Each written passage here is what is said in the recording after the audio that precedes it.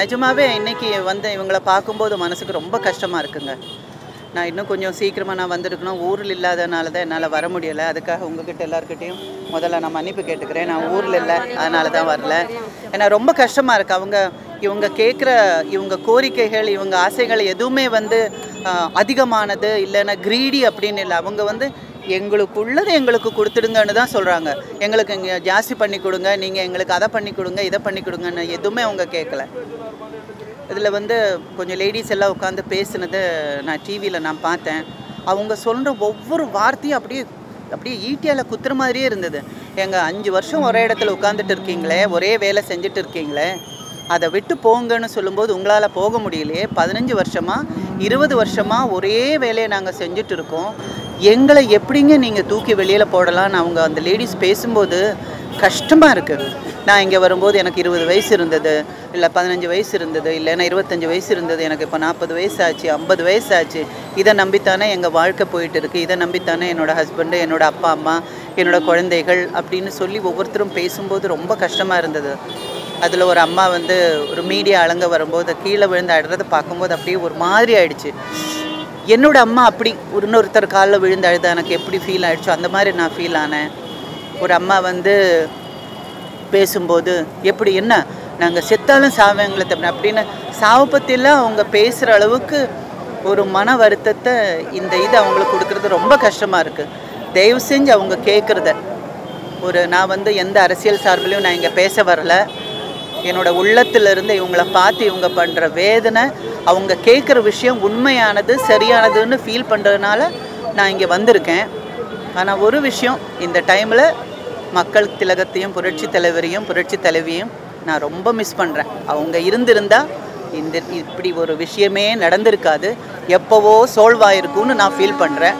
But சரி பரவாயில்ல, அவங்க கடவுள்கிட்ட இருக்கிறாங்க. பட் இருந்தாலும் இவங்க கேட்குற இந்த கோரிக்கையை தயவு செஞ்சு பாருங்கள். 12 நாள் ஆச்சு அவங்க வந்து.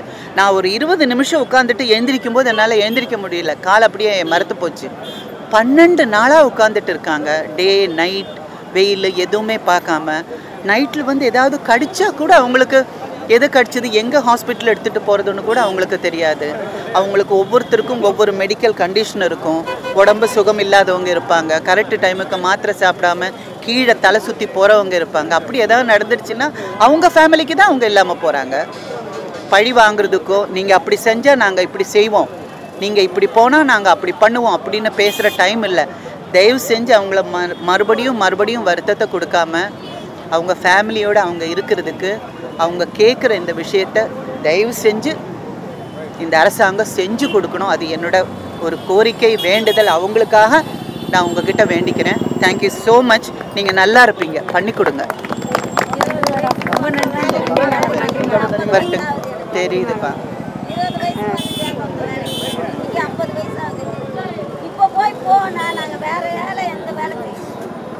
இந்த வேலையை செஞ்சு பழகிட்டோமா, வேற கம்பெனிக்கு போயிட்டு மறுபடியும் வேலை செய்ய முடியாது.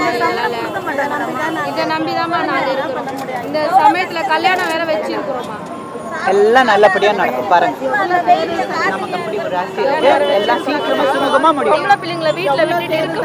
தெரியும். அது வேற பயமா இருக்கு. இப்போ இருக்கிற சேஃப்டிக்கு எங்களுக்கு கஷ்டமா இருக்கு. இங்கே இருக்கிறதுனால எங்களுக்கு இப்போ அந்த உடம்பு சுகம் இல்லைன்றதை விட்டுட்டு இன்னொரு பயம் என்னன்னா சேஃப்டி வேற பயமா இருக்கு. இவங்க எல்லாரும் பொம்பளை குழந்தைங்களை வீட்டில் விட்டுட்டு உட்காந்துட்டு இருக்கு. இந்த பயத்துல நெருப்பு கட்டின்னு சொல்லுவாங்கல்ல. ஏன்னா இப்போ வந்து நல்ல விஷயங்களா நடந்துட்டு இருக்கு, யாராலையும் வெளியில போக முடியல. அந்த அளவுக்கு சேஃப்டி ரொம்ப மோசமா இருக்கு. அப்படி இருக்கும்போது நோயை பயப்படணும், வேலையை பயப்படணும், கிரைமை பயப்படணும். நிம்மதி அவங்களால இங்கே இருக்க முடியுதா சொல்லுங்க? வீட்டில் பெண் குழந்தை இருக்கே, வீட்டில் சின்ன குழந்தை இருக்கே, வீடு லாக் பண்ணலையே, குழந்தை டோரை திறந்துருந்தா வெளியில் போயிடுச்சுன்னா அது மிஸ் ஆகிடுமே. இதெல்லாம் நிறைய விஷயங்கள் அவங்களுக்கு வருத்தப்பட வேண்டியதாக இருக்குது. தயவு செஞ்சு நிம்மதியே இல்லாமல் இருக்கிற அவங்க லைஃபுக்கு ஒரு ஒரு பாசிட்டிவான ஒரு ரிசல்ட்டை கொடுக்கணும்னு என்னோட ஆசை. Thank you so much. கரெக்டுமாப்பா? இந்த துப்புரவு தொழிலாளருடைய போராட்டம் இன்றைக்கி 13வது நாளாக நடக்குது அப்படின்னு கேள்விப்பட்டேன். நான் ஊரில் இல்லை, நேற்று தான் வந்தேன். நேற்று ஒரு வீடியோ பதிவு ஒன்று போட்டிருந்தேன். அவங்க கேட்குறது எல்லாமே வந்துட்டு ஃபஸ்ட்டு வந்துட்டு அவங்களுடைய வேலையை வந்துட்டு பர்மனெண்ட் பண்ணணும், அது ஒன்று. அதுக்கப்புறம் வந்துட்டு சம்பள உயர்வு, அதை தாண்டி அவங்களுக்கான ஒரு மரியாதை இருக்குது, அவங்களுக்கான பாதுகாப்பு ஒன்று இருக்குது. அவங்க சிட்டியில் வந்துட்டு எனக்கு தெரிஞ்சு வந்து சென்னை மாநகரத்துடைய நாயகன் நாயகி அவங்க எல்லாமே. ஏன்னா வந்துட்டு நம்ம வீட்டு குப்பையை எடுத்துகிட்டு போய் போடுறதுக்கே நம்ம ஃபீல் பண்ணுறோம். ஆனால் நம்மளை யாருன்னே தெரில. அப்படி இருக்கும்போது அந்த குப்பையை அவங்க வந்து டெய்லி கலெக்ட் பண்ணிட்டு போகிறாங்க. அவங்களுக்கான மரியாதை இது வரைக்கும் யார் கொடுத்துருக்கா சொல்லுங்கள்? பப்ளிக் ஆகட்டும், அரசு அதிகாரி ஆகட்டும், யார் கொடுத்துருக்கா அவங்களுக்கான மரியாதையை? மழை வெயிலில் உட்காந்துருக்காங்க, ஃபேமிலியை விட்டுட்டு உட்காந்துருக்காங்க. இதில் எத்தனை பேருக்கு உடம்பு சரியில்லைன்னு நமக்கு தெரில, எத்தனை பேருக்கு சுகர் இருக்குது, பிபி இருக்குன்னு நமக்கு தெரியல. இதுக்கு வந்து இந்த துறையுடைய அமைச்சர் மரியாதைக்குரிய அப்பா கே நேரு அவர்கள் வந்துட்டு இதுக்கான முடிவு எடுக்கணும். அவர் தான் இந்த துறையுடைய இவர். நான் நிச்சயமாக அவர்கிட்ட பர்சனலாக போய் நான் என்னால் முடிஞ்சது இவங்களுக்காக பேசுவேன். இதுக்கான ஒரு ஃபுல் ஸ்டாப்பை கண்டிப்பாக நான் எடுப்பேன், சீரியஸாக எடுப்பேன். தேங்க்யூ. அண்ணா கேள்வி எதாக இருக்கா? இந்த போராட்டத்தை வந்து சமூக பார்வையோட மற்றவங்களும் எப்படி அணுகணும் பார்க்குறீங்க சார்? குறிப்பாக திரைத்துறையில் இருக்கிறவங்கள கூட சொல்லலாம். இல்லை இது எப்படின்னு கேட்டிங்கன்னா, இது வந்து திரைத்துறையில் உள்ளவங்களோ ஒரு பெரிய கவர்மெண்ட் ஆஃபீஸர்ஸோ அந்த மாதிரி இல்லை, பப்ளிக் கூட இதுக்கு சப்போர்ட் பண்ணோம். ஏன்னா நம்ம வீட்டில் இருக்கிற குப்பையிலேருந்து எல்லாமே அவங்க எடுக்கிறாங்க. எனக்கு ஒரு சின்ன விஷயந்தான், இப்போ தான் சொல்லிட்டு வந்தேன். ஏன் வந்து இவங்களுக்காக வந்து பாலாஜி நிற்கிறேன் அப்படின்னா, பிக் பாஸ் வீட்டில் என் மேலே குப்பை கொட்டும் போது தான் அதோடைய அருமை நமக்கு தெரிஞ்சு. அதனால் வந்துட்டு கண்டிப்பாக இவங்களுக்கான ஒரு இது கிடைக்கணும், நிச்சயமாக கிடைக்கும். அதுக்கு என்னுடைய சப்போர்ட்டு கொஞ்சம் ஸ்பெஷலாகவே இருக்கும். நியாயமான போராட்டம் சொல்கிறீங்க, ஆனால் திரைத்துறையில் நிறைய பேர் சப்போர்ட் பண்ண மாட்டாங்க. நம்ம எல்லாரும் எதிர்பார்க்க முடியாது சார். எல்லாருக்கும் ஒருவங்க எதிர்பார்க்க முடியும். நம்ம சில பேருக்கு மனசாட்சி இருக்கணும், வரணும், அப்படி தான் கரெக்டாக இருக்கும். ஆனால் அது பண்ணுறது கிடையாது சார். அவங்க வீட்டில் வேலை செய்கிறாங்க இல்லையா, குக்கு அந்த வேலைக்காரங்க, அவங்களே அவங்க பெருசாக மதிக்க கிடையாது சார். அப்படிங்கும்போது இவங்களை எப்படி சார் அவங்க இது பண்ணுவாங்க? இதோடைய பெயின் தெரியாது அவங்களுக்கு, இதோடைய பெயின் தெரியாது. ஆமாம் ஆமாம் ஆமாம். எனக்கு சார் எனக்கு காரியம் ஆகணும்னா பாத பூஜை பண்ண தான் சார் செய்வேன். இவங்க தான் மனசில் தெரிஞ்சுக்கணும் எப்படி இருக்கிறாங்க, ஏது இருக்கிறாங்கன்னு சொல்லிட்டு. இப்போ இந்த இடத்துல கூட இருக்கக்கூடாதுன்னா என்ன அர்த்தம்? அவங்க கவர்மெண்ட் இவங்க தூய்மை பணியாளர் தானே, கார்பரேஷன் கீழே தானே வருது. அப்போ இங்கே இல்லாமல் அவங்க எங்கே போராடுவாங்க? இப்போ அவங்க வீட்டில் உட்காந்துருப்பாங்களா? அது கூட இங்கே இருக்கக்கூடாதுன்னு சொல்லி ஃபஸ்ட்டு இந்த துறை அமைச்சர் பேசணும் சார். இந்த துறைக்கு சம்மந்தம் இல்லாத அமைச்சர் ஏன் பேசுகிறாரு? சப்போர்ட் பண்ண வேணாம், சப்போர்ட் பண்ண வேணாம் சார். அட்லீஸ்ட் அவங்க நிம்மதியாவது இதை பண்ணால் ஒரு இது பண்ணலை. இங்கே இருக்கக்கூடாது ஏந்திரிங்கன்னா என்ன அர்த்தம்? மரியாதை கூட மேயர் எங்கே இருக்காங்க, பிரியா மேம் எங்கே இருக்காங்க? இங்கே தானே இருக்காங்க. அப்போ அவங்க இங்கே தான் இருந்து போராடணும், வேறு என்ன பண்ண முடியும் அவங்கள? இதுக்கு மேலே ப்ரெஷர் அவங்களுக்கு வந்துச்சுன்னா முதல் நாள் நான் நிற்பேன் சார், சீரியஸாக நிற்பேன்.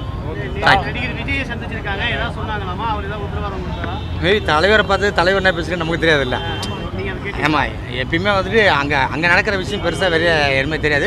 பட் அவர் கூப்பிட்டு எதாவது பேசியிருப்பார், சால்வேஷன் பேசியிருப்பார் சார். நல்ல முறையாக பார்க்குறேன். பட் ஒரே ஒரு வேண்டுகோள் தான், அங்கேயே இல்லாமல் இப்போ இங்கே இருந்துட்டான்னா கதை வேற ஆகிருக்கும். அதுதான் எனக்கு தலைவர்கிட்ட இருக்கிற ஒரு இது. ஜஸ்ட் ஒரு 1 hour கூட தலைவர் இங்கே இருந்துருக்கலாம். நிச்சயமா 2-3 சான்ஸ் வந்து தலைவர் மிஸ் பண்ணிட்டாரு. அது என்னைக்காவது ஒரு நாள் வருவார், களத்துக்கு வருவார், கண்டிப்பாக வருவார். சக்ஸஸ்ஃபுல் தான் மாநாடு, அவரது சக்ஸஸ்ஃபுல் தான். செகண்டு மதுரை வேறு, அவர் ரசிகர் அதிகம், கண்டிப்பாக சக்ஸஸாக தான் இருக்கும். என்னுடைய வாழ்த்துக்கு. நீங்கள் கலந்துக்கிறீங்களா சார் மாநாட்டில்? மேபி இருக்கலாம், கலந்துக்கலாம். Okay, thank you.